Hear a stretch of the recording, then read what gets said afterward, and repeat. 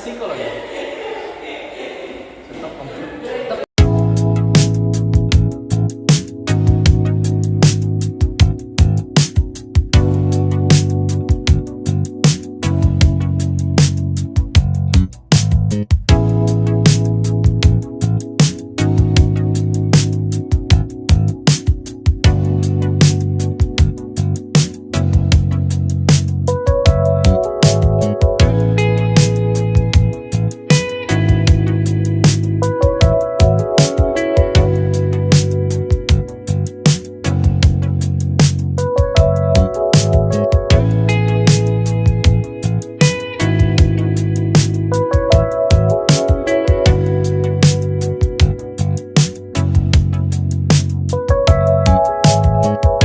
Assalamualaikum warahmatullahi wabarakatuh.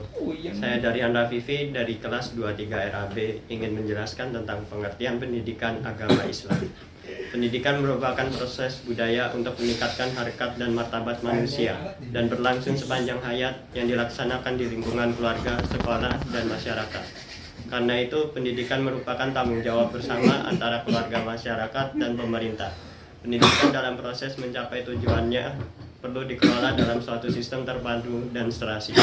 Pendidikan berasal dari kata pedagogi, yang berarti pendidikan, dan kata pedagogia, yang berarti ilmu pendidikan, yang berasal dari bahasa Yunani.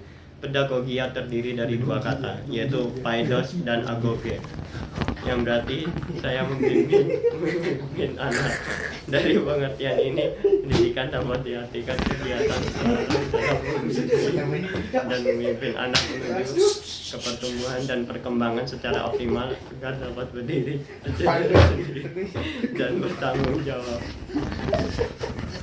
Ahmad D. Maringba memaknai pendidikan sebagai bimbingan atau pimpinan secara sadar oleh pendidik terhadap perkembangan jasmani dan rohani peserta didik menuju terbentuknya pendidikan kepribadian yang utama.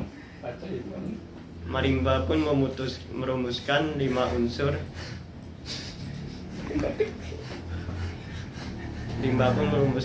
unsur utama pada pendidikan, yaitu bersifat bimbingan pertolongan atau pimpinan yang dilakukan secara sadar. 2. Ada pendidik, pembimbing, penolong. 3. Ada pendidik, ada yang dididik atau peserta didik. 4. Adanya dasar, alat, tujuan, dan bimbingan tersebut. 5. Adanya alat yang digunakan untuk dalam usaha tersebut. Haji Muhammad Daud Ali berpendapat bahwa pendidikan adalah usaha sadar yang dilakukan oleh manusia untuk mengembangkan potensi manusia lain atau memindahkan nilai-nilai yang dimilikinya kepada orang lain dalam masyarakat.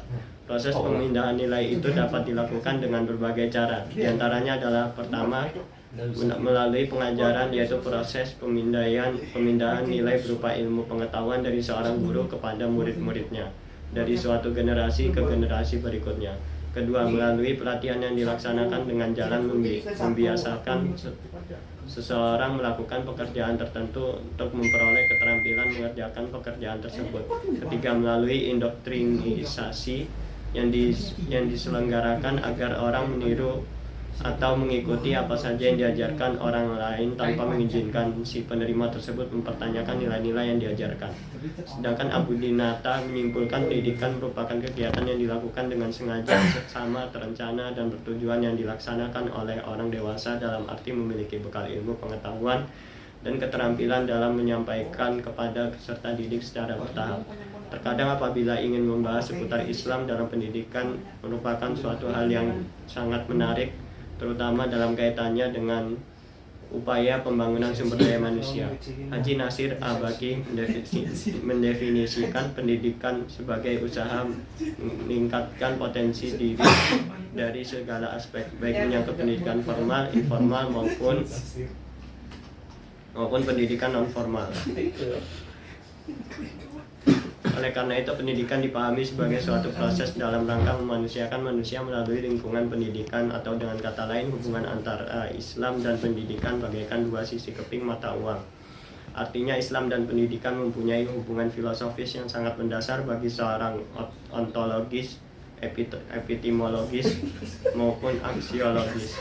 Pemikiran di atas sejalan dengan filsafat bahwa sebuah usaha yang tidak mempunyai tujuan tidak akan mempunyai arti apa-apa. Ibarat seorang yang bepergian tak tentu arah, maka hasilnya adalah tidak lebih dari pengalaman selama perjalanan. Pada dasarnya pendidikan merupakan suatu usaha yang dilakukan sehingga dalam penerapannya ia tak kehilangan arah dan pijakan.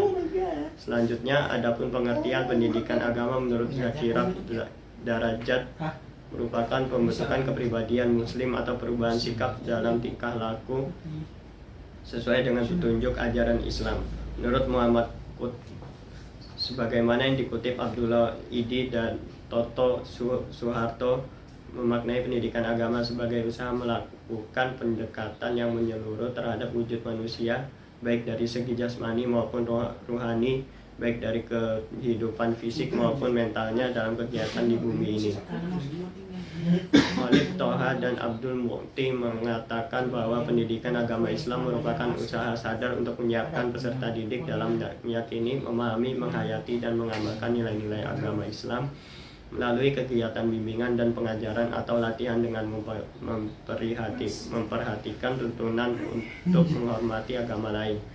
Dari uraian tersebut dapat dikemukakan bahwa pendidikan agama Islam adalah suatu usaha bimbingan dan asuhan terhadap peserta didik agar nantinya setelah selesai dari pendidikan dapat memahami apa yang terkandung di dalam Islam secara keseluruhan, menghayati makna dan maksud serta tujuan yang pada akhirnya dapat mengamalkan